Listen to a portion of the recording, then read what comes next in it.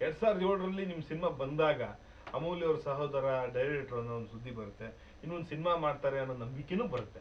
ಆದ್ರೆ ಯಾಕೆ ಇಷ್ಟು ಲೇಟ್ ಆಗಿ? ಅದು ಜವಾಬ್ದಾರಿಗಳು ಆಗ್ತಾನೆ ಅಪ್ಪ ತೀರ್ಕೊಂಡಿದ್ರು.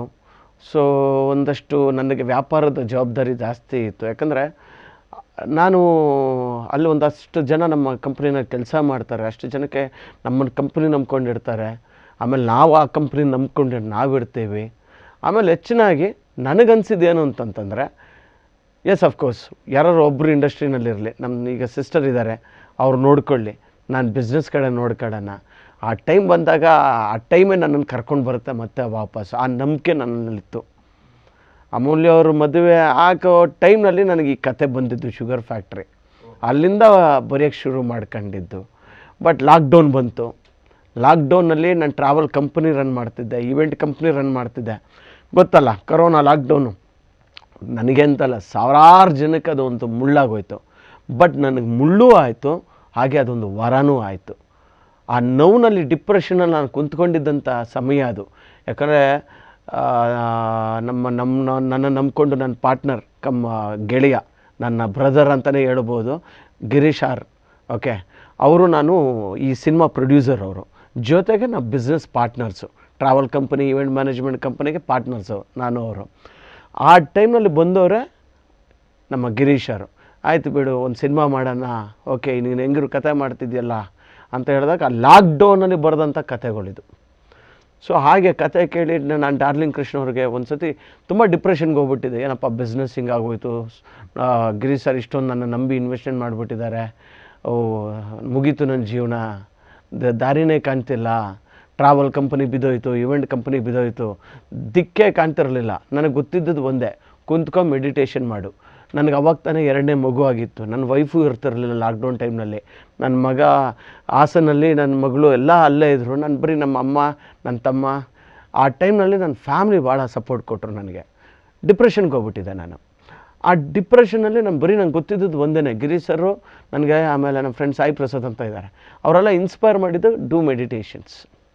ನಾವೆಲ್ಲ 2016-17ಇಂದನೇ ಆ ಮೆಡಿಟೇಷನ್ಸ್ ಲೈನಲ್ಲೇ ಇದ್ದಿದ್ದು, ಸ್ಪಿರಿಚುವಲ್ ಲೈನಲ್ಲೇ ಇದ್ದಿದ್ದು. ಎಷ್ಟೇ ಯಂಗ್ಸ್ಟರ್ಸ್ ಆದ್ರೂ ಸ್ಪಿರಿಚುವಲ್ ಲೈನ ಬಿಡಬಾರ್ದು ಅನ್ನೋ ಒಂದು ನಾಟ್ನ ಹಾಕ್ಕೊಂಡಿದ್ವಿ. ಓಕೆ, ಮೆಡಿಟೇಷನ್ನಲ್ಲೇ ಇರ್ತಿದ್ದೆ. ಸ್ವಲ್ಪ ದಿವಸ ಬಿಟ್ಟುಬಿಟ್ಟಿದೆ, ತಿರ್ಗಿ ರೀಸ್ಟಾರ್ಟ್ ಮಾಡಿದೆ ಮೆಡಿಟೇಷನ್. ಬೆಳಗಿನ ಜಾವ 3:30 ಎದ್ದು 4:15 ಮೆಡಿಟೇಷನ್ ಮಾಡೋದು ಲಾಕ್ಡೌನ್ ಟೈಮ್ನಲ್ಲಿ. ಒಂದು ಸತಿ ನಾನು ಮೆಡಿಟೇಷನ್ ಮಾಡಬೇಕಾದ್ರೆ, ಡೀಪ್ ಡಿಪ್ರೆಷನ್ನಲ್ಲಿ ಮೆಡಿಟೇಷನ್ ಮಾಡ್ಬೇಕಾದ್ರೆ ನನಗೆ ನಾಟ್ ಆಯಿತು. ನಿನಗೇನಪ್ಪ ನಿನಗೆ ಕೊರತೆ, ಆ ಟ್ಯಾಲೆಂಟ್ ಇಲ್ಲ ಅಂತಾರೆ, ಇನ್ನೊಂದು ಟ್ಯಾಲೆಂಟ್ ಹುಡುಕು ನಿನಗೆ, ನೀನು ಆಲ್ರೆಡಿ ಒಂದು ಸಿನಿಮಾ ಮಾಡಿ ಪ್ರೂವ್ ಮಾಡ್ಕೊಂಡು ಬಂದಿದ್ದೀಯಾ.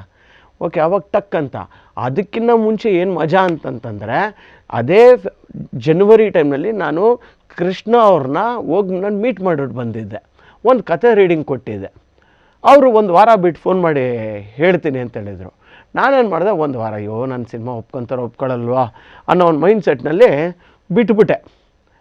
ಮಾರ್ಚ್ 29ನೇ ತಾರೀಕು ಏನೋ ನಾನು ಸುಮ್ಮನೆ ಟ್ಯಾಲೆಂಟ್ ಇದೆಯಲ್ಲ ಅಂತ ಒಂದು ನನಗೆ ಇದಿತ್ತು, ಏನೋ ಸ್ಪಾರ್ಕ್ ಆಯಿತು ನನಗೆ ಮೆಡಿಟೇಷನ್ ಮಾಡಬೇಕಾದ್ರೆ. ಆ ಟೈಮ್ನಲ್ಲಿ ನಾನು ಕೃಷ್ಣ ಸರ್ಗೆ ಫೋನ್ ಮಾಡಿದೆ, ಕೃಷ್ಣಜಿ ಹಿಂಗೆ ನಾವು ಬಂದು. ಒಂದೇ ಮಾತಂದರು, ಮಾಡಿ ಶುರು ಮಾಡ್ಕೊಳ್ಳಿ, ಯಾರು ಬೇಡ ಅಂತಿದ್ದು, ನೀವೇ ಅಡ್ರೆಸ್ಗಿರಲಿಲ್ಲ, 1 ವಾರ ಬಿಟ್ಟು ಫೋನ್ ಮಾಡಿ ಅಂತಾರೆ, ನೀವು ಮಾಡೇ ಇರಲಿಲ್ಲ. ಆವಾಗ ನನ್ನ ಜೀವನದಲ್ಲಿ ಒಂದು ರೀಬರ್ತ್ ಅನ್ನೋದು ಸ್ಟಾರ್ಟ್ ಆಯಿತು. ಅದಾದ ಮೇಲೆ ಕುಂತ್ಕೊಂಡು ನಮ್ಮ ಒಂದಷ್ಟು ಜನ ನಾನು ಟೀಮ್ ಗುಡ್ಡೆ ಹಾಕ್ಕೊಂಡೆ.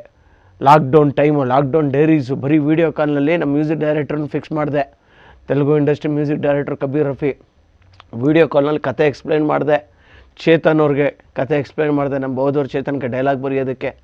ಸೊ ಲಾಕ್ಡೌನ್ ಡೈರೀಸು ಅಲ್ಲಲ್ಲೇ ವೀಡಿಯೋ ಕಾಲ್ನಲ್ಲಿ ನಾವು ಕತೆ ಬರೆಯೋದು. ಅವನು ಅಲ್ಲಿಂದ ನಮ್ಮ ಕಬೀರ್ ರಫಿ ಸಾಂಗ್ ಕಂಪೋಸ್ ಮಾಡೋದು, ಈ ಸಿಚುವೇಶನ್ಗೆ ಸಾಂಗ್ ಕೊಡು, ನಾನು ಸುಮ್ಮನೆ ಸಡನ್ನಾಗಿ ನೀನು ತೊಗೊಳೋದಕ್ಕಾಗಲ್ಲ, ಹಿಂಗೆ ಬೇಸಿಕ್ಕಾಗಿ ಪ್ರೋಗ್ರಾಮ್ ಮಾಡಿಬಿಟ್ಟು ಕಳಿಸು.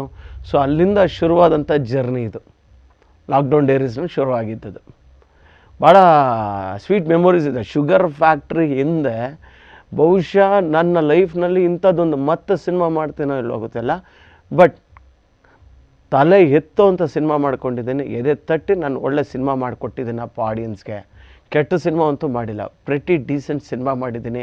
ಆರಾಮಾಗಿ ತಲೆ ಎತ್ಕೊಂಡು ಓಡಾಡ್ತೀನಿ ಅನ್ನೋ ಕಾನ್ಫಿಡೆನ್ಸ್ನ ನಂಗೆ ಕೊಟ್ಬಿಟ್ಟಿದೆ ಈ ಸಿನಿಮಾ.